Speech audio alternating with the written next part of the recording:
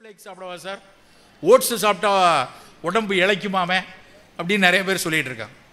இது வரைக்கும் oats flakes சாப்பிட்டு உடம்பு இளைக்குதுன்னு எங்கேயும் ஒரு சயின்டிஃபிக்காக ஒரு ஸ்டடி இல்லை. நிறைய விளைஞ்சுது, குதிரைக்கான உணவு அது, குதிரைக்காகத்தான் அவன் ஓட்ஸை தயாரித்து வச்சுருந்தான்.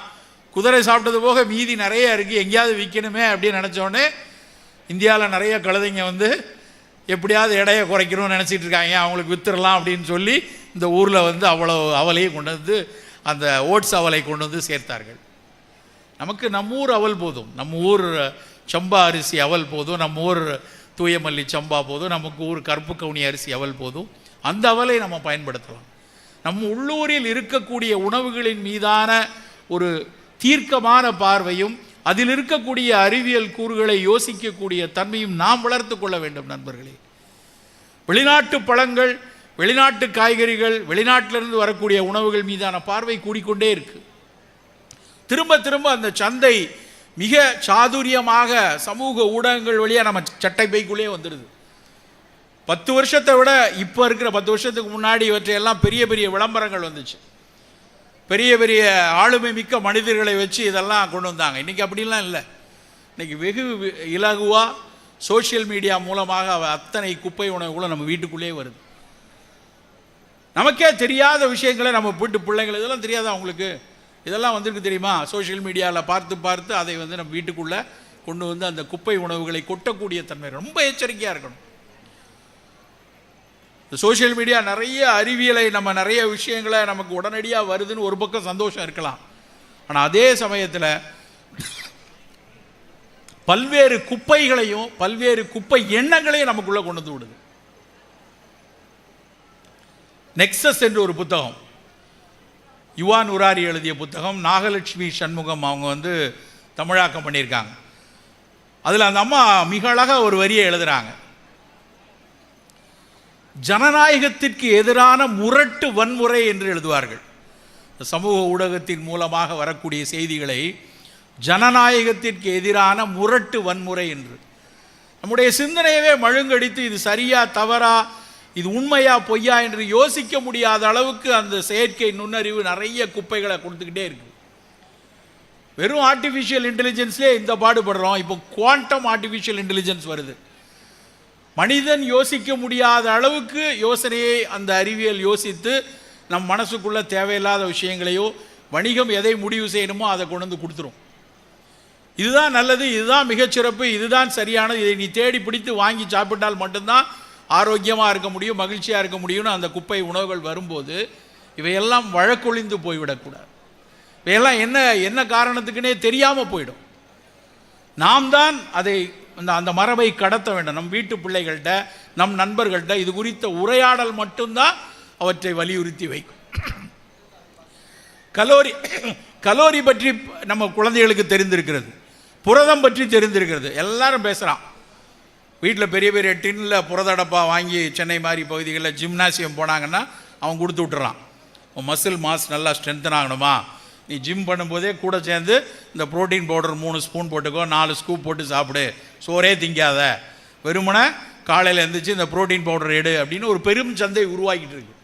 புரதம் நல்லது தான், எல்லாருக்கும் தெரிஞ்சது. நம்ம ஒரு 70 கிலோ எடை இருக்கோம்னா 70 கிராம் புரதம் வேணுங்கிறது அவசியமான ஒன்று. ஆனால் எப்படி அதை எடுக்கணும், எத்தனை புரதங்கள் நம்மளுக்கு அன்னாட சாப்பாட்டிலேருந்தே எடுக்க முடியும்? நான் காலையில் கொஞ்சம் 2 முட்டை எடுத்துக்கிறேன், கொஞ்சம் ஒரு சோயா துண்டு எடுத்துக்கொள்கிறேன், கொஞ்சம் பீன்ஸ் பொரியல் எடுத்துக்கிறேன், 2 நிலக்கடலை கொஞ்சம் எடுத்துக்கிறேன். அப்படி புரதத்தை சேர்த்துக்கொள்ளணும். இந்த புரோட்டீன் பவுடர் வச்சு 2 ஸ்பூன் டைரெக்டாக எடுக்கும்போது இன்னொருத்தர் கூடவே ஒரு அறிக்கை வருது, இந்த மாதிரி புரத உணவுகள் சிறுநீரகத்திற்கு ஒரு ஸ்ட்ரெஸ்ஸை கொடுக்கும். சிறுநீரகத்துக்கு ஏற்கனவே அவருக்கு ஏதாவது ஒரு நெஃப்ரான்ஸில் ஒரு தொந்தரவு இருக்குது அப்படின்னா இப்படியான புரதங்களை கொடுக்க, நமக்கு அதில் நெஃப்ரான்ஸ் பல மில்லியனில் இருக்குது. சிறுநீரகத்தில் பல மில்லியனில் இருக்கும்போது ஏதாவது ஒரு வகையில் நம்ம இந்த ஸ்ட்ரெஸ் இது கூட கொஞ்சம் அந்த புரதத்தில் நம்ம கூட கொடுக்கறதுனால ஏதாவது கொஞ்சம் போல் அந்த சலிப்பான்கள், அந்த சலிக்கக்கூடிய அந்த நெஃப்ரான்ஸுகளில் தொந்தரவு இருந்ததுன்னா கூடுதலாக அந்த நோயை கொடுத்து விடும். நமக்கு தெரியாது, எந்த விதமான குறிகுணங்களும் தெரியாது, யூரின் நல்லா தான் போகும், எந்த விதத்திலும் தெரியாது. ஆனால் குமுலேட்டிவாக கொஞ்சம் கொஞ்சமாக 5-6 வருடங்கள் 10 வருடங்கள் ஆகும்போது அவை சிக்கல்களை கொண்டு வந்து விடும். அப்போ நம்ம இளைஞர்கள்ட்ட நம்ம வீட்டு பிள்ளைங்களுக்கு உனக்கு புரதம் வேணும், ஆனால் அந்த புரதத்தை நம்முடைய உணவிலிருந்து அன்னாடம் சாப்பிடக்கூடிய உணவிலிருந்து எடு. எவ்வளவு நல்ல புரதங்கள் இருக்குது நம்மகிட்ட. பீன்ஸிலேருந்து பட்டாணியிலேருந்து மரக்கறியாளர்களாக அந்த மாதிரி எடுத்துக்கொள்ளணும். இல்லை புலால் உணவு எடுப்போமா, மீன் எடுத்துக்கொள்ளுங்க, முட்டை எடுத்துக்கொள்ளுங்க. ஒரு நாளைக்கு காலை சாப்பிடக்கூடிய உணவு தினம் இட்லி தோசை சாம்பார் சட்னி வேண்டாம். நம்ம எல்லாரும் நினைக்கிறது என்னென்னா தினம் இட்லி தோசை காலையிலேருந்து ஞாயிற்றுக்கிழமை சாயந்தரம் மாவு அரைச்சி வச்சுட்டோன்னா சனிக்கிழமை வரைக்கும் அதே மாவு தான் ஃப்ரிட்ஜுக்குள்ளே. காலையில் இருந்துச்சா தோசையை சுட்டு இட்லியை வச்சு சட்னி வச்சு சாம்பார் வச்சு. தெரியும், திருநெல்வேலியில் இருக்க பல பெண்கள்கிட்ட நான் கேட்கும்போது சொல்லுவோம், தான் வாழ்நாளில் 60 வருஷத்தில் 4,75,000 தோசை சுட்டுருக்கோம் சார் அப்படிம்பாங்க. தினம் அதை சுட்டு அதை மட்டுமே வாழ்க்கை ஓடிட்டு இருக்கும், வேறு உணவே இல்லையா? இப்போ காலை உணவு அப்படிங்கும்போது புரதம் மிகுந்த நல்ல ஒரு சுண்டலோ, கொஞ்சம் ஒரு முளை கட்டிய பயரோ, இல்லை நிலக்கடலையோ, பாதாம் பருப்போ, கொஞ்சம் சோயா துண்டோ, தோஃபு என்கிற சோயா பன்னீரோ, இல்லை பன்னீரோ, வெஜிடேரியன் அப்படி எடுத்துக்கொள்ளலாம். புலால் சாப்பிட்றவங்க அது கண்டிப்பாக 2 முட்டை எடுத்துக்கொள்ளலாம். அப்போ கிட்டத்தட்ட ஒரு 20-30 கிராம் புரதம் காலையில் நமக்கு கிடைச்சிடும். அப்படி எடுத்தால் மட்டும்தான் நம்மளுடைய எதிர்ப்பாற்றலை வலுவாக வைத்து கொள்ள முடியும். நண்பர்களே, ஒவ்வொரு வேளை உணவிலும் அக்கறையாக இருக்க வேண்டிய கட்டாயத்தில் நம்ம இருக்கிறோம். முன்னாடிலாம் அது சாய்ஸ், இப்போ அது மேண்டேட். நம்ம குடும்பத்தில் நம்மளுடைய தாத்தாவுக்கோ பாட்டிக்கோ அப்பாவுக்கோ அம்மாவுக்கோ நமக்கு புற்றுநோய்கள் இருக்கணும் வைங்களேன், நமக்கு வருவதற்கான சாத்தியங்கள் கொஞ்சம் வந்துடுது. அப்போ அதிலிருந்து நம்ம எப்படி காத்துக்கொள்வது, எப்படி அந்த நோய் கூட்டங்கள் வராமல் பார்த்துக்கொள்வது? நம்முடைய எதிர்ப்பாற்றலை சரியாக வைத்துக்கொள்ளால் மட்டும்தான் அவற்றை காத்துக்கொள்ள முடியும். நம்ம தாத்தாவுக்கு நம்ம பாட்டிக்கு நம்மளுடைய வீட்டில் இருக்க பெரியவர்களுக்கு 75 வயது 80 வயது இருக்குது அப்படின்னா நமக்கும் 75-80 வயது வருவதற்கான அத்தனை சாத்தியங்களும் உண்டு. அதை கெடுப்பது என்பது நம்ம குப்பை உணவுகள் சாப்பிடுவதனால் மட்டும்தான். அப்போ அதிலிருந்து விலகி நம்ம உணவை எப்படி செம்மையாக்கி கொண்டு போகணும்னு ஒவ்வொரு நாளும் யோசிக்க வேண்டும். ஒரு 4 மாதத்துக்கு முன்னாடி நான் அமெரிக்காவில் மெசச்சூட்ஸ் மெடிக்கல் யூனிவர்சிட்டி, உலகத்தில் மருத்துவ பல்கலைக்கழகங்களில் ஆகச்சிறந்த ஒரு பல்கலைக்கழகம், அங்கு பணியாற்றக்கூடிய பேராசிரியர்கள் நம்ம ஊரில் இருந்து படித்து அங்கே போய் ஆசிரியர்களாக இருக்காங்க. பாஸ்டன் நகரத்தில் பாஸ்டன் தமிழ் சங்கத்தில் உரையாற்றுவதற்காக போயிருக்கேன். அப்போ அங்கே அவர்களோட சந்தித்து அவர்களை பேசி கொண்டிருக்கும்போது அவர் அவங்க என்ன ஆராய்ச்சி பண்ணுறாங்கன்னு நான் ஒரு தெரிஞ்சுக்கணுங்கிறதுக்காக நான் கேட்குறேன் அவர்கிட்ட. அந்த பேராசிரியர் அவங்க வெட்டினரி சயின்ஸ் படித்த அம்மா, அவரும் அவர் கணவர் மைக்ரோபயாலஜி பண்ணவங்க, 2 பேரும் அங்கேயே பிஹெச்டி பண்ணி அங்கேயே ஒர்க் பண்ணிகிட்டு இருக்காங்க. நான் அவங்கள்ட்ட கேட்குறேன், என்ன இதில் நீங்கள் ரிசர்ச் பண்ணுறீங்க அப்படின்னு. ஆச்சரியம் என்னென்னா, அவருடைய ஆராய்ச்சிக்குரிய பொருள் என்ன தெரியுமா? தோசை மாவு, ஆப்ப மாவு. அவர் ஒரு ப்ரோபயாட்டிக் ரிசர்ச்சர். தோசை மாவுக்கும் ஆப்ப மாவுக்கும் என்ன வித்தியாசம் இருக்குது, தென்னங்கல்லுக்கும் பனங்கல்லுக்கும் என்ன வித்தியாசம் இருக்குது, கல்லிலிருந்து வரக்கூடிய அந்த மைக்ரோப் எப்படி இருக்குது, தோசை மாவிலிருந்து வரக்கூடிய அந்த நுண்ணுயிரி எப்படி இருக்குது, இதையெல்லாம் அவர்கள் ஆய்ந்து கொண்டு இருக்கிறார்கள். எங்கே? அமெரிக்காவில் உட்காந்து. பழைய சோறில் ஒரே நாளில் அதை காலையில் வச்சா எப்படி இருக்குது, அந்த பழைய சோறோடு வேறு பொருட்களை சேர்க்கும்போது அது என்ன மாற்றத்தை உருவாக்குறது, இதுதான் அவங்க ஆராய்ச்சி செய்து கொண்டு இருக்கிறார்கள். கம்பூச்சா அப்படின்னு நீங்கள் கேள்விப்பட்டிருக்கலாம். தேநீரில் அந்த தேநீரை புளிக்க வைத்து அதை பருகக்கூடிய பழக்கம் சீனர்களுக்கு உண்டு. சோயாவை புளிக்க வைத்து மிசோ சூப் என்று குடிப்பார்கள் ஜப்பானியர்கள். ஜப்பானில் மிசோ சூப் சாப்பிட்றான், அங்கே கம்பூச்சா சாப்பிட்றாங்க. நம்ம ஊரில் தோசை மாவு பனங்கள் இதெல்லாம் இங்கே பழக்கம் இருக்குது. இது எல்லாத்தையும் ஒப்பிட்டு ஆய்வு செய்கிறார் அவர். அத்தனை புளிக்க வைக்கப்பட்ட உணவும் உடலுக்கு ஆரோக்கியம் தருது, அதில் இருக்கக்கூடிய மைக்ரோ மிகச்சிறப்பு அப்படின்னு சொல்லி அவருடைய ஆய்வுகள் சென்று கொண்டிருக்கிறது. அதில் எந்த விதமான பாக்டீரியாஸ், எந்த விதமான நுண்ணுயிர்கள் மிகச்சிறப்பாக பணியாற்றுகிறது, அவற்றை தனியாக எடுத்து எப்படி நம்ம பிற உணவுகளோடு சேர்த்து கொடுக்கலாம் என்பதுதான் அவருடைய ஆய்வு. ஆனால் நம்ம ஊர் பழஞ்சோறில் இது இயல்பாகவே நமக்கு கிடைக்கிறது. இந்த புளிக்க வைக்கப்பட்ட உணவுகள் மீதான பார்வை உலகம் முழுக்கவே இருந்திருக்கிறது. மிசோ சூப்பை பற்றி, ஜப்பானியர்கள் சாப்பிடக்கூடிய மிசா சூப், நீங்கள் எங்கே போய் சைனீஸ் இதில் ரெஸ்டாரண்ட்டில் இல்லை ஜாப்பனீஸ் ரெஸ்டாரண்ட்டில் போய் சாப்பிட்டாலும் அந்த மிசோ சூப் இல்லாமல் இருக்காது. நமக்கு எல்லாம் தெரியும், ஜப்பானில் வந்து குண்டு போட்டது, ஹிரோஷிமா நாகசாகியில் குண்டு போட்டப்ப ஒரு ஆய்வு முடிவு என்ன சொல்கிறாங்க அப்படின்னா, இந்த மிசோ சூப் குடிக்கிறவங்களுக்கு, மிசோ சூப் குடித்து கொண்டிருப்பவர்களுக்கு அந்த குண்டில் கதிர்வீச்சினால் வரக்கூடிய விளைவுகள் கொஞ்சம் குறைவாக இருந்தது அப்படின்னு ஒரு ஆராய்ச்சி கட்டுரை எழுதுகிறாங்க. அந்த அளவுக்கு அந்த மிசோனா ஒன்றும் இல்லை, சோயா மாவை அரைச்சி புளிக்க வச்சு நம்ம எப்படி தோசை மாவு பண்ணுறோமோ அது மாதிரி அவர்கள் அதை செய்து கொடுக்குறாங்க. இந்த புளிக்க வைக்கக்கூடிய உணவுகள், இந்த ஒயினுடைய கதைகள் படித்தாலும் முதல்ல வந்து ஒரு கிரேக்கத்தில் ரோமானிய பேரரசில் ஒரு ராணி வந்து அவர் கணவரோடு இருக்கக்கூடிய பிணக்கில் அந்த ராஜா வந்து அந்த ராணியை பார்க்கவே வரமாட்டாராம். எப்போ பார்த்தாலும் அவர் வந்து தன் நாட்டை பெருக்கக்கூடிய ஒரு பழக்கத்தில் எப்போ பார்த்தாலும் நாடை பிடிக்கிறதுன்னு அலைஞ்சிக்கிட்டே இருந்திருக்காரு. அப்புறம் அந்த புறத்தை விரிவாக்குறதுலேயும் அலைஞ்சிக்கிட்டே இருந்திருக்காரு. இந்த மணி இருந்திருக்கிறவரை ஒரு நாள் சண்டை கட்டியிருக்காங்க அந்த அம்மா ராணியும் அவங்களும். சண்டை கட்டி எதுவும் சரியாக வரலன்னொடனே கோவத்தில் ஒரு ஓரத்தில் திராட்சையை வந்து சேமித்து வைத்திருந்திருக்கிறார்கள். அது நாள்பட்டு புளிச்சு போயிடுச்சு, கெட்டு போயிருக்கு, பூஞ்சைகளாகி புளித்து கெட்டிருந்த திராட்சையை இதை சாப்பிட்டா நான் செத்து போகிறேன்னு எடுத்து குடித்தாங்களாம்.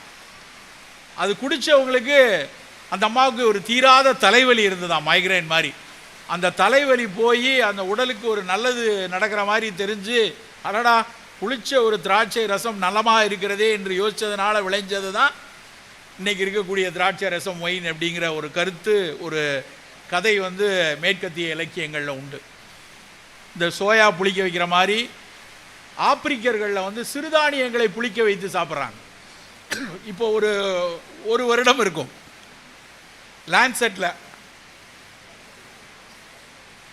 லான்செட் என்பது மருத்துவ உலகில் மிகப்பெரிய முக்கியமான பத்திரிகை. அதில் ஒரு ஆர்டிக்கல், மற்ற இதில் சும்மா எழுதுகிற மாதிரிலாம் அங்கே லான்செட்டில் வர முடியாது. அந்த லான்செட்டில் ஒரு ஆர்டிக்கல் வந்ததுன்னா அது மருத்துவ உலகின் உச்சம். அத்தனை கண்டுபிடிப்புகளும் அங்கே தான் வெளியாகி, எப்படி அறிவியல் உலகில் நேச்சர் இருக்கிறதோ அது மாதிரி மருத்துவ உலகில் லான்செட். அதில் ஒரு ஆராய்ச்சி முடிவு, அந்த ஆராய்ச்சி முடிவு என்ன தெரியுமா? ஆப்பிரிக்காவில் கிளிமஞ்சாரோ அப்படின்னு ஒரு பகுதி கேள்விப்பட்டிருப்போம், டான்சானியாவில் கிளிமஞ்சாரோ. அந்த கிளிமஞ்சாரோவில் ஒரு 100 இளைஞர்களை எடுத்து அந்த 100 இளைஞர்களை 3 மாதம் அந்த நாட்டு மரபு உணவுகளை சாப்பிட வைக்கிறாங்க, அவங்க நாட்டு மரபு உணவுகள். அதுக்கப்புறம் 3 மாதம் கழித்து மேற்கத்திய உணவுகள், ஃப்ரெஞ்ச் ஃப்ரைஸு, கொக்கோ கோலா இதெல்லாம் வச்சு பர்கர், பீஸா அப்படின்னு இன்னொரு 3 மாதம் சாப்பிட்றாங்க.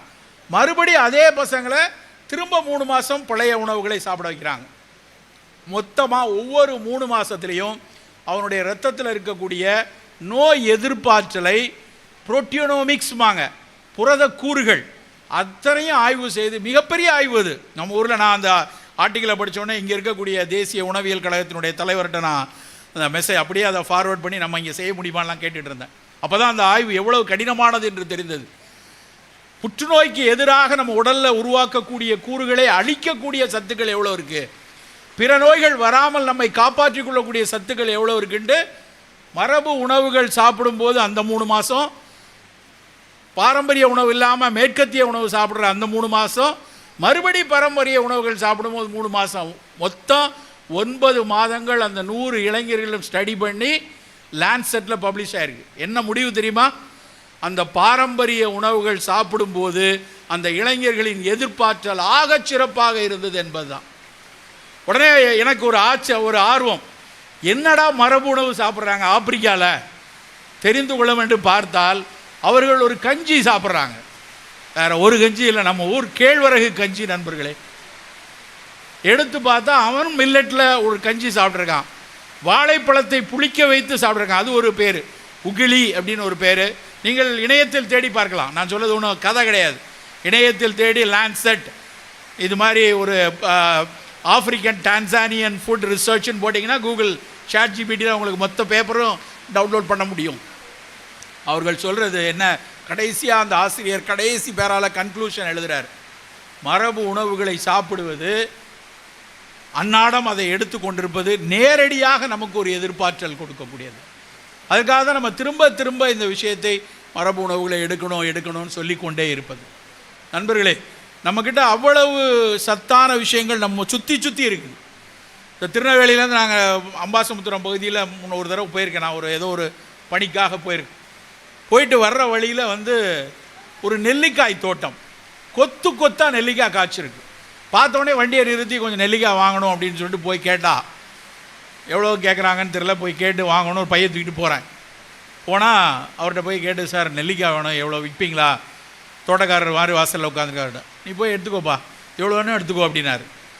நம்ம வெளிநாடுகள் எல்லாம் இந்த மாதிரியான பெரிய தோட்டங்கள், செரி பழங்கள், ப்ளூபெரி இருக்குது, ரோஸ்பெரி இருக்குன்னா நம்மளே போய் பறிச்சுட்டு அவங்க எடை போட்டி கொடுப்பாங்க. அதுக்குன்னே ஒரு கூட்டம் போய் வாங்கும். நம்ம ஊரில் கூட அப்படி வந்திருக்காங்க, ரொம்ப நல்லா இருக்குன்னு போய் நானே போய் அங்கங்கே இருக்கலாம் பறித்து பேக்கெலாம் எழுதிட்டு கொடுத்து, சார் எவ்வளோ கொடுக்கணும்ண்ணா அப்படின்னு கேட்க, எடுத்துகிட்டு போங்க சார்.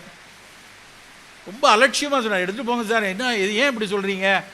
எடுத்துகிட்டு போங்கன்னா அவர் சொல்கிறார், சார் பறிகூலி கூட கிடைக்காது சார், 5 ரூபாய்க்கும் 6 ரூபாய்க்கும் கேட்டுட்டு இருக்கானுங்க, நானே என்ன செய்யணும் வச்சுருக்கேன், நீங்கள் யூஸ் பண்ணலாம் வச்சுக்கோங்க அப்படின்னார்.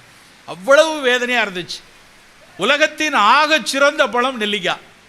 நீங்கள் மருத்துவ ரீதியாக அதுக்குள்ளே இருக்கக்கூடிய அத்தனை கூறுகள், நம்ம எல்லாருக்கும் தெரிஞ்சது விட்டமின் சி இருக்குது, அது மட்டும் இல்லை, அதில் இருக்கக்கூடிய டேனினில், அதில் இருக்கக்கூடிய ஃப்ரீ ரேடிக்கல் ஸ்கேவெஞ்சிங், அதில் இருக்கக்கூடிய ஆன்டி ஆக்சிடென்ட், உலர்த்தினாலும் குறையாத விட்டமின் சி ரொம்ப முக்கியமாக தெரிஞ்சுக்கணும். விட்டமின் சி ஈஸியாக வெயிலில் காஞ்சி போயிடும், ஆனால் நெல்லிக்காயில் போகாது. அவ்வளவு சிறப்பான நெல்லிக்காய் தினம் தினம் நம்ம சாப்பிடக்கூடும். தினம் எடுக்கலாம். எத்தனை பேர் நம்ம சாப்பிட்றோம் தினம்? ஆனால் நம்ம வீட்டில் ஆப்பிள் வாங்கி வைக்கிறோம். எங்கேயாவது யாரையாவது பார்க்க போனால் உடனே ஆப்பிள் வாங்கிட்டு போகிறதா, மாதுளம்பழம் வாங்கிட்டு போகிறதா? ஏன் நெல்லிக்காய் வாங்கிட்டு போகக்கூடாது? ஏன் நெல்லிக்காவை இன்னொருத்தர் கொடுக்கக்கூடாது? எனக்கு அந்த விவசாயியை பார்க்கும்போது அவ்வளவு வேதனையாக இருக்கும். உலகில் மிகச்சிறந்த ஒரு ப்ராடக்டாக அவர் பண்ணுறாரு, ஆனால் பறிகூலி கூட கிடைக்காது சார், எடுத்துகிட்டு போங்க. இங்கே தான் நெல்லைக்கு பக்கத்தில், இப்போ தென்காசி மாவட்டம், அது தென்காசியில் அப்படி விற்றுக்கிட்டு இருக்காங்க. ரொம்ப ரொம்ப வேதனையாக. நல்ல பொருட்கள் மீதான ஒரு பார்வை நாம் மாறணும். வாழைப்பழத்தை நம்ம எவ்வளவு துச்சமாக நினைக்கிறோம். வாழைப்பழம்னா என்னத்தை, அது ஏதோ சுகர்காரங்க ஏற்கனவே சாப்பிட முடியாது, ரொம்ப ஹை கிளைசிமிக். மற்றபடி வாழைப்பழம் சாப்பிட்றதே கிடையாது, எங்கேயும் யாரும் இப்போ வாங்குறதில்ல. பல பேரில் வீட்டில் வாழைப்பழங்கிறது பிள்ளையாருக்கான 10 ஸ்டாண்டாக மட்டும்தான் இருக்குது. சாமி கும்பிடும்போது வச்சுட்டு தூக்கி தூர போட்டுறது. தினம் சாப்பிடக்கூடிய ஆகச்சிறந்த பழங்களில் ஒன்று வாழைப்பழம். மா, பலா, வாழை 3 தான் நம்ம கொண்டாடி இருக்கோம். ஆனால் எனக்கு சில நேரத்தில் பார்க்க பஞ்சாமிர்தம் அப்படின்னு, இப்போ பழனி பஞ்சாமிர்தம் நமக்கு எல்லாம் தெரியும். ஆக்சுவலாக அது பஞ்ச அமுது. பஞ்ச அமுதுனா மா, பலா, வாழை, நெய், தேன் 5 தான். ஆனால் இப்போ பார்த்தீங்கன்னா அதில் ஆப்பிள், கிஸ்மிஸ் பழம், பாதாம் பருப்பு எல்லாம் போட்டு பழனி ஆண்டவருக்கே காக்டெயிலாக பண்ணி கொடுக்க ஆரம்பிச்சிட்டாங்க. ஆக்சுவலாக பஞ்ச அமுதுனா மா, பலா, வாழை, நெய், தேன் 5 தான். அதுதான் பஞ்ச அமிர்தமாக மாறிச்சு. அப்படி ஒரு ஆகச்சிறந்த பழமாக இருக்கக்கூடிய பழம் நம்ம ஊரில் கிடைக்கக்கூடிய வாழைப்பழத்தை யோசிச்சு பாருங்கள். திருநெல்வேலி இந்த பக்கம், களக்காடு இந்த பக்கம், இந்த சற்று வட்டாரத்தில் கிடைக்கக்கூடிய நாட்டு வாழைப்பழம் சென்னையில் கிடைக்காது. இந்த நாட்டு வாழைப்பழத்தில் தொலியை உரிச்சிட்டோன்னா தொலி வந்துருச்சான்னு தெரியாது, அவ்வளவு நார் இருக்கும். அதனுடைய இனிப்பு ஒரு தேன்கனி பழம் மாதிரியோ இல்லை என்றால் ரொம்ப கோழிக்கூடு பழம் மாதிரியோ அவ்வளோ இனிப்பு இருக்காது. அந்த வாழைப்பழத்தில் இருக்கக்கூடிய பொட்டாசியமும் அந்த நார் சத்தும் குழந்தைகளுக்கு அவ்வளவு சிறப்பு. சர்க்கரை வியாதிக்காரங்க எடுக்க வேண்டாம், சர்க்கரை வியாதிக்கு அது ஹை கிளைசமிக் ஃபுட், நிச்சயமாக அது ஆகாது. ஆனால் மற்ற அத்தனை குழந்தைகளுக்கு நம்ம ஒரு வாழைப்பழம் கொடுக்கலாம். பெரியவர்கள் அத்தனை பேரும் சர்க்கரை வியாதிக்காரங்களாக இருந்தாலும் அத்தனை பேரும் நெல்லிக்காயை சாப்பிடலாம். ஏன் அதை விளக்குறோம்? நம்ம போய் ஸ்ட்ராபெரி வாங்கலாமா பிள்ளைகளுக்கு? ப்ளூபெரி கிடைக்குமா? நட்ஸ் அண்ட் ஸ்பைசஸ்னு ஒரு கடை உண்டு எங்கள் ஊரில் சென்னையில். 100 கிராம் 400 ரூபாய்க்கு விற்கிறான் ட்ரை ப்ளூபெரி. அப்படி என்னடா அதில் இருக்குது? அந்த ப்ளூபெரியில் இருக்கக்கூடிய அதே ஆந்தோசைனின் தான் நம்ம ஊர் நவ்வாப்பழத்தில் இருக்குது. நம்ம ஊர் நவ்வாப்பழம் சாப்பிட்டோடனே வாயெல்லாம் கருநீளமாக ஊதாவாக மாறுறதுக்கான அந்த நிறம் அதில் பழத்தில் இருக்கக்கூடிய அந்த ஆந்தோசைனின் தான். அப்போ நம்ம ஊர் பழத்தை சாப்பிடாம நம்ம போய் வெளிநாட்டில் ப்ளூபெரி, ஸ்ட்ராபெரி எல்லாம் எதுக்கு? நம் மரபு உணவுகள் ஒவ்வொன்றுக்கு பின்னாடி ஒரு நீண்ட அனுபவம் இருக்குது. குப்பைகள், பழைய விஷயங்களில் குப்பை இருக்குது, அதை தூக்கி எறியவும் தயாராக தான் இருக்கணும். நான் எப்பொழுதும் பழமையெல்லாம் மிகச்சிறப்பு, புதுசே தப்புன்னு சொல்லக்கூடிய ஆள் கிடையாது. நவீன அறிவியலை கற்றுக்கொள்ளணும், நவீன அறிவியல் வழியாக அதை பார்க்க வேண்டும், நவீன அறிவியல் வழியாக இதற்றையெல்லாம் ஏன் புறந்தள்ளக்கூடாது என்று யோசிக்க வேண்டும் தான் திரும்ப திரும்ப வலியுறுத்தி சொல்வது. நம்ம ஊர் கஞ்சியாக இருக்கட்டும், நம்ம ஊர் பழங்களாக இருக்கட்டும், கசப்பு காய்களாக இருக்கட்டும், அன்றாட உணவில் எடுக்கணும். எவ்வளவு நுட்பமாக ஒவ்வொரு உணவுலையும் தயாரிச்சிருக்காங்க. ஒரு முறை ஒரு புத்தகத்தை வாசிச்சுட்டு இருக்கிறேன். அப்போ அந்த புத்தகத்தில் தமிழர்களுக்கு ஆவியில் வேக வைத்த உணவு இந்தோனேஷியாக்காரன் வந்தப்புறம் தான் தெரிஞ்சுது. இட்லி அப்படிங்கிறது வந்து இட்டு அவி, இட்லிங்கிறது நம்மக்கிட்ட கிடையாது. 14ஆம் நூற்றாண்டில் தான் 13ஆம் நூற்றாண்டில் தான் இந்தோனேஷியர்கள் வந்ததுக்கு அப்புறம் தான் ஆவியில் வெந்த உணவை கண்டுபிடிச்சாங்க அப்படின்னு ஒரு பெரிய எழுத்தாளர் அவருடைய புத்தகத்தில் எழுதியிருந்தார். நாங்கள் சித்த மருத்துவத்தில் படிக்கும்போது அஸ்வகந்தாங்கிற அமுக்கராங்கிழங்கை வந்து ஆவியில் அதை வேக வச்சு தான் சீராக்குவோம், சுத்தி செய்வோம். அப்போ ஏன் நீரில் ஆவியை வச்சு செய்யக்கூடிய உணவு நம்மகிட்ட எதுவும் இல்லையா அப்படின்னு யோசிச்சு பார்த்தா சடார்னு ஞாபகம் வருது புட்டு. இந்த புட்டு செய்வதற்கென்று தோண்டி என்று ஒரு பொருள் இருக்கும். இந்த தோண்டிங்கிற சொல் வந்து எத்தனை பேருக்கு அறிமுகம்னு தெரில. பட்டினத்தாரனுடைய ஒரு பாட்டு ஞாபகம் இருந்தால், நந்தவனத்தில் ஒரு ஆண்டி 4-6 மாதமாய் குயவனை வேண்டி கொண்டு வந்தானடி ஒரு தோண்டி அதை கூத்தாடி கூத்தாடி போட்டு உடைத்தாண்டி என்று ஒரு தத்துவ பாடல் உண்டு. அந்த கொண்டு வந்தானடி ஒரு தோண்டின்னு இருக்கு இல்லையா, அது வந்து மண் தோண்டிங்கிறது வந்து கழுத்து நீளமாக இருக்கக்கூடிய ஒரு கலையம். அந்த தோண்டியில் மூங்கில் குழலை கரெக்டாக சொருகுவாங்க. அந்த மூங்கில் குழல் எப்படி இருக்கணும்னு நம்ம தமிழ் சமூகம் மிகச்சரியாக அன்றைக்கு சொல்லியிருக்கான். சாதாரண மூங்கிலை பயன்படுத்த முடியாது, அதுக்கு நல்ல 8 அங்குலம் விட்டு இருக்கணும். நார்மலாக இந்த மாதிரி இது கட்டுறதுக்காக வைக்கக்கூடிய சாமியை சப்பரம் தூக்குறதுக்கு ஒரு இது வச்சுருப்பாங்களா களி, அந்த மூங்கில் களியில் கணுவை வெட்டி அதை அந்த தோண்டியில் சொருகி அதுக்கு நடுவில் வந்து தேங்காய் சில்லு வைப்பாங்க. அந்த தேங்காய் சில்லில் இருக்கிற கண்ணு வழியாக தண்ணி நீராவி மேலே போகும். அந்த மூங்கில் குழலில் சில்லை வச்சு அதுக்கு மேலே தேங்காய் பூ, அதுக்கு மேலே அரிசி மாவு, அதுக்கப்புறம் தேங்காய், அதுக்கப்புறம் அரிசி மாவு, அதுக்கப்புறம் தேங்காய், அப்படி வச்சு ஒரு வெள்ளை துணியை ஆடை கட்டி கீழே தண்ணியில் வேக வச்சாங்கன்னா அந்த ஸ்டீம் மேலே போய் புட்டை அவிக்க வைப்பாங்க. அந்த புட்டு அவித்து வரக்கூடிய வாடையை வைத்து இது முழுமையாக வெந்து விட்டதா என்று அறிந்தார்கள். நம்மால் ஸ்டீம் இன்ஜின் கண்டுபிடிக்கல, அது உண்மைதான். நீராவியை வச்சு புட்டை வேக வச்சுருக்காங்க. அப்போ ஆவியில் வெந்த உணவுகள் நமக்கு தெரியாதுன்னு எப்படி சொல்ல முடியும்? புட்டுக்கு மண் சுமந்த கதையை சிவபெருமான் காலத்திலாம் படிச்சிருக்கோம். புட்டு எப்படி அவல் பழைய உணவோ புட்டு அப்படி பழைய உணவு. இப்போ நம்ம ஊரில் அவ்வளவு நல்ல உணவுகள் இருந்திருக்கு. அப்படி ஒரு ஸ்டீம் குக்குடு ஃபுட்டுக்குன்னு மருத்துவ குணம் இருக்குது. நீங்கள் ஃப்ரைடு ஃபுட்டுக்கும் ஸ்டீம் குக்குடு ஃபுட்டுக்கும் நிறைய வித்தியாசம் இருக்குது. ஆவியில் வேகும்போது அந்த அரிசியினுடைய சத்துக்கள் மாறாது. இப்போ நம்ம கொண்டாடுறோமே மாப்பிள்ளை சம்பா, கருப்பு கவுனி, நாம் ஏன் புட்டுக்கு அதை பயன்படுத்தக்கூடாது? புட்டுக்கு அது மாதிரி நம்ம வேக வைக்கும்போது ஒரு சஸ்டைன்டு ஹீட் அந்த மாவில் கிடைத்து அந்த மாவு வந்து சத்தான ஒரு மாவாக நமக்கு கிடைக்கும். மாப்பிள்ளை சம்பா அரிசியை இதே மாதிரி வறுத்து புட்டு மாவாக செய்து இதே போல் நம்ம வந்து புட்டு செய்து நம்ம சாப்பிட்டோம் அப்படின்னா அது நிச்சயமாக அந்த மாப்பிள்ளை சம்பாவினுடைய அந்த அரிசியினுடைய மருத்துவ குணமும் பெரியதளவு கெடு போகாமல் வேக வைத்து நமக்கு கிடைக்கும். நண்பர்களே, நம் உணவை அந்த அளவுக்கு நாம் பக்குவப்படுத்தி நம்ம சாப்பிட்ருக்கோம், பக்குவப்படுத்தி நம்ம எடுத்திருக்கோம். ஆனால் அவற்றையெல்லாம் மறந்து குப்பை உணவுகளுக்குள்ளே போகிறோம். சிறுதானியங்களை திரும்ப கொண்டாடுவதற்கான அடிப்படை காரணம் அதில் இருக்கக்கூடிய ரெசிஸ்டன்ட் ஸ்டார்ச். அன்னைக்கு தெரியாது. சிறுதானியம் முதலெல்லாம் நாங்கள் பேசும்போது சிறுதானியத்தை பற்றி பேசினா அதுவும் ஸ்டார்ச் தானே, ஏன் அதை போய் சொல்லிகிட்டே இருக்கீங்க? திணையில் ஸ்டார்ச் இல்லையா, வரகுல ஸ்டார்ச் இல்லையா, ராகியில் ஸ்டார்ச் இல்லையாமாங்க. ஸ்டார்ச் இருக்குது, ஆனால் அது சாதாரண ஸ்டார்ச் இல்லை, டக்குன்னு டீக்ரேட் ஆகி சர்க்கரையை கூட்டக்கூடிய ஸ்டார்ச் இல்லை. அதில் இருக்குது ரெசிஸ்டன்ட் ஸ்டார்ச். அது மெல்ல தான் ஜீரணிக்கும். அதனால தான் ராத்திரியில் சாப்பிட மாட்டாங்க, ரொம்ப நிறைய சாப்பிட முடியாது, குறைவாக. அரிசியை வெள்ளரிசி சாப்பிட்ற மாதிரி வரகரிசி சோறு சாப்பிட முடியாது, குறைவாகத்தான் சாப்பிட முடியும். அதுக்கு காரணம் அது லேஸில் பிரேக் ஆகாது. லேஸில் பிரேக் ஆகலை அப்படின்னாலே அது சர்க்கரை வியாதிக்கு நல்லது. வேகமாக உட்கிரகித்தால் வேகமாக அந்த அரிசியினுடைய குளுக்கோஸ், இப்போ நார்மலாக வெள்ளை அரிசியை வேக வச்சு வாயில் போட்டோம்னா வாயில் இருக்க உமிழ்நீரில் இருக்கக்கூடிய சலைவரி அமைலேஸே அதை பிரேக் பண்ணிடும். அதுவே வந்து டக்குன்னு குளுக்கோஸ் அப்சார்ப் பண்ண ஆரம்பிச்சிடும். படுவேகமாக சர்க்கரை ரத்தத்தில் ஏறும். ஆனால் வரகரிசி சோறில் இருக்கக்கூடிய ரெசிஸ்டன்ட் ஸ்டார்ச்சோ பிற சிறுதானியங்களில் இருக்கக்கூடிய ரெசிஸ்டன்ட் ஸ்டார்ச்சோ அவ்வளோ வேகமாக ஏறாது. புட்டு மாவுக்கு நம்ம ஊரில் நம்ம வெள்ளை அரிசி மாவை வச்சு பண்ணுறோம். இலங்கையில் ஒடியன் மாவை பயன்படுத்துகிறார்கள். ஒடியன்னா என்ன தெரியுமா? பனமாவு, பனங்கிழங்கு மாவு. பனங்கிழங்கின் மாவை வந்து பனங்கிழங்கை பற்றி அந்த பாடல் வந்துருச்சு ஒரு புறநானூரில். நாராயின்னு ஒரு பாட்டு இருக்குது. வறுமையில் சாப்பிடக்கூடிய ஒரு உணவாக அந்த பனங்கிழங்கை அந்த காலத்தில் அப்படி சாப்பிட்ருக்காங்க. இன்றைக்கு ஒடியனை உற்று பார்க்கக்கூடிய மருத்துவ உலகம் இருக்கிறதுலே அதிக ரெசிஸ்டன்ட் ஸ்டார்ச் அதில் தான் இருக்குது அப்படின்னு கண்டுபிடிச்சிருக்காங்க. நீங்கள்லாம் 2 நாளைக்கு முன்னாடி நிறைய தொலைக்காட்சியில் வந்தது மத்திய அரசாங்கத்தினுடைய ஒரு நேஷனல் இன்ஸ்டியூட் ஆஃப் டிரான்ஸ்டிசிப்ளினரி ரிசர்ச்னு திருவனந்தபுரத்தில் இருக்குது. அதனுடைய டைரக்டர், அதனுடைய மிகப்பெரிய விஞ்ஞானி, அவர் வந்து ஒரு அரிசியை அறிமுகப்படுத்தி இருக்கிறார். டாடா நிறுவனம் அதை வந்து சந்தைப்படுத்துவதற்காக மத்திய அரசிடமிருந்து அதனுடைய லைசன்ஸ் உரிமையை வாங்கியிருக்கு. நிறைய பேர் எனக்கு கேட்டாங்க, சார் சர்க்கரை வியாதியே வராதமே அந்த அரிசி வந்து, அந்த அரிசிக்கு டிசைனர் ரைஸ் அப்படின்னு லோ ஜிஐ டிசைனர் ரைஸ் அப்படின்னு வச்சுருக்காங்க. எப்படி சார்னா அதனுடைய நுட்பம் என்னென்றால் அதில் அவங்க கொஞ்சம் கூடுதல் புரதம், இந்த ரெசிஸ்டன்ட் ஸ்டார்ச் சேர்த்து அந்த ரைஸ் கர்னலை கொண்டு வந்திருக்காங்க. அதில் ஒரு பேட்டன்ட் இதாக மத்திய அரசினுடைய அந்த நேஷனல் இன்ஸ்டியூட் ஆஃப் டிரான்ஸ்டிசிப்ளினரி ரிசர்ச் வந்து அதை செய்து டாடா நிறுவனம் இது சக்கரை வியாதிக்காரர்களுக்கு சந்தைப்படுத்தலாம் என்று ஆரம்பித்திருக்கிறார்கள். அதுக்கான பின்னணியும் அது ரெசிஸ்டன்ட் ஸ்டார்ச் தான்.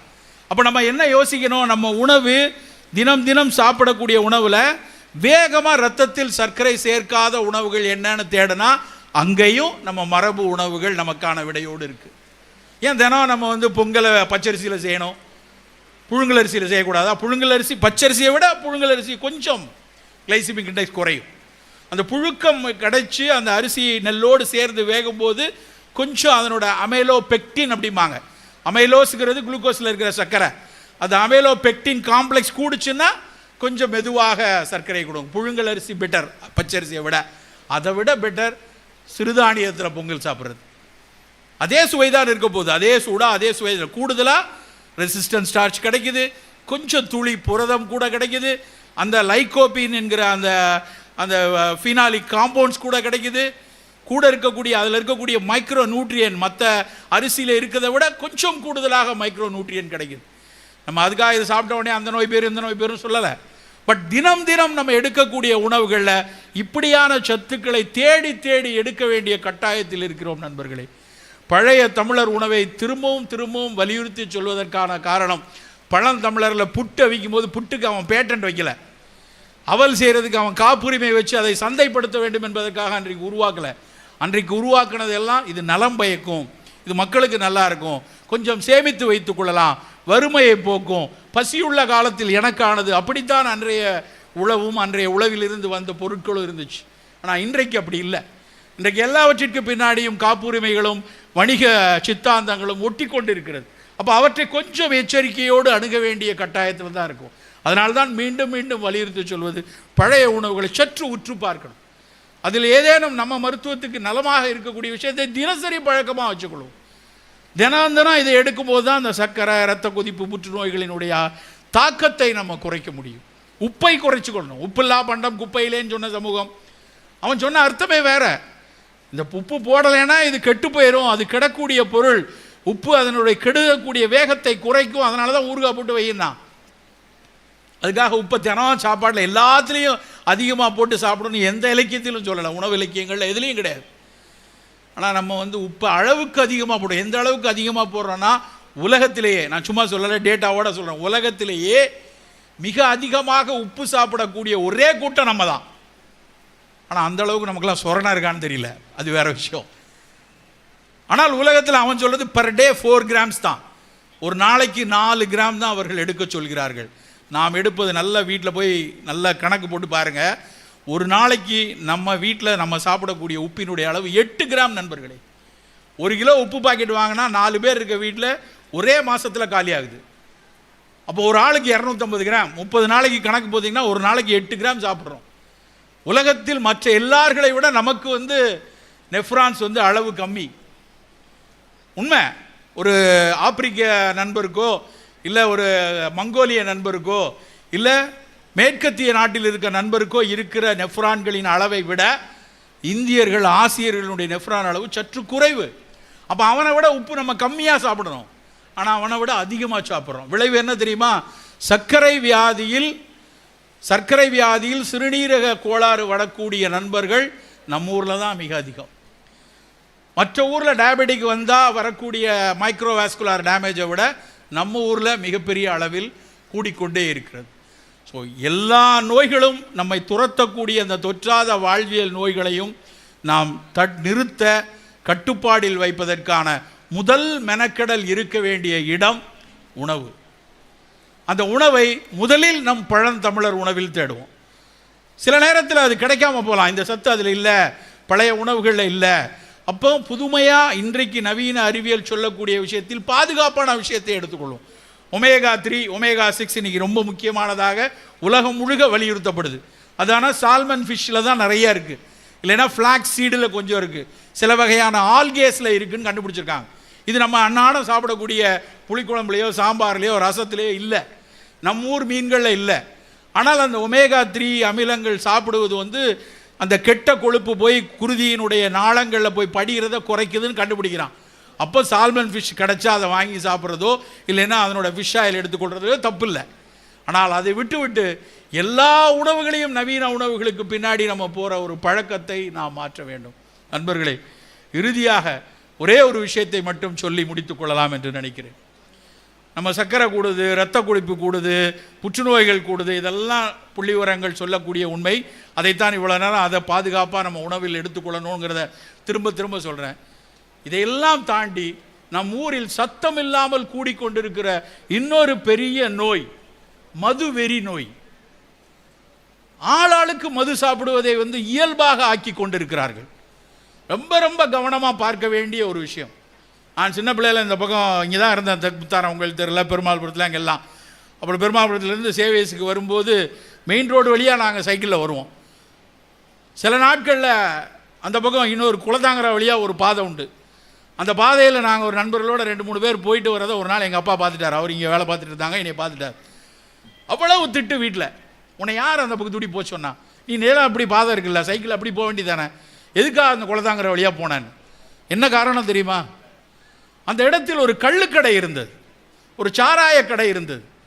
சாராய கடை வழியாக போவதையே அவமானமாக பார்த்த கூட்டம். அப்படி இருந்ததுனால தான் இன்னைக்கு வரைக்கும் அதை பற்றி யோசிக்காமல் இருக்க முடிகிறது. ஆனால் இன்னைக்கு சோஷியல் ட்ரிங்கிங் சார், கொஞ்சமாக குடித்தா கெட்ட கொழுப்பு குறையணும் மருத்துவர் கூட அப்படி ஒரு வேலும் சொன்னதில்லை. கொஞ்சமாக குடித்தா கெட்ட கொழுப்பு வரும், அந்த டாக்டருக்கு எவனோ ஊற்றி கொடுத்துருப்பான். அப்படி எந்த ஒரு மருத்துவ விஞ்ஞானம் மிக தெளிவாக சொல்லுது. பிரிட்டிஷ் மெடிக்கல் ஜேர்னலில் இப்போ கூட பப்ளிஷ் ஆகிருக்கு. 12 ஆண்டுகள் தொடர்ச்சியாக குடிக்கிறவனை அவன் எவ்வளோ குடிக்கிறான், எந்த அளவு குடிக்கிறான், கூட எதெல்லாம் வச்சு சாப்பிட்றான், எல்லாத்தையும் ஆய்ந்து அவர்கள் சொன்ன ஆர்டிகளுடைய தலைப்பு என்ன தெரியுமா? கூகுள் பண்ணுங்க, ChatGPT பண்ணுங்க, பெர்ப்ளெக்சிட்டியில் கேளுங்க, சும்மா சொல்லலை. அவர்கள் சொன்ன வார்த்தை, your problem can start in your first drop of alcohol. நீ கொஞ்சமாக குடித்தா எனக்கு வராதெல்லாம் நினைக்கவே முடியாது. எத்தனையோ நண்பர்களை பார்க்குறோம், decompensated liver cirrhosis, alcoholic liver cirrhosis, இப்படி பார்க்கிற கூட்டங்கள் கூடிக்கொண்டே இருக்கிறது சத்தம் இல்லாமல். எல்லா மருத்துவமனைகளிலும் ஈரலைக்கான தனி பிரிவை கொஞ்சம் விரிவாக்கம் செய்யணும், நிறைய லிவர் டிரான்ஸ்பிளான்ட்டுக்கான தேவைகள் வரும் என்று மருத்துவ உலகம் பார்க்கிறது. அது நமக்கானது இல்லை, மது தேவையில்லை. நம்ம கல்லுண்ட கூட்டம் தான். நம்ம சைனர்கள் தான் வந்து கல்லுண்ணாமை புலால் உண்ணாமை முதல்ல நம்ம தமிழ் மக்களில் மதத்தில் விதைச்சாங்க. அந்த கல் வேண்டாம் என்று முதல்ல மனதில் எடுத்ததற்கான காரணம் அன்னைக்கு மருத்துவ சிரோசிஸ் அறிவுக்காக அல்ல.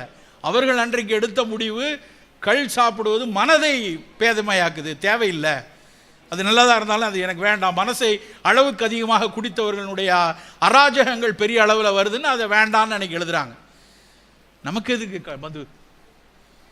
நம்ம வந்து இன்றைக்கி அதை லேசாக மேம்போக்குத்தனமாக, அது ஒரு மேப்படித்தனமாக மேதாவித்தனமாக கொஞ்சம் எடுத்துக்கலாம். அது கொஞ்சம் சோஷியல் ட்ரிங்கிங். இந்த நாட்டில் நடக்கக்கூடிய அத்தனை பல்வேறு பெண்களுக்கு எதிரான வன்முறைகளும் மதுவினால் தான் ஆரம்பிக்கிறது. நண்பர்களே, மதுவை ஒருபோதும் ஆதரிக்காதீர்கள். பெண்களே, மது அருந்துவர்களை ஒருபோதும் ஏற்றுக்கொள்ளாதீர்கள். நன்றி, வணக்கம்.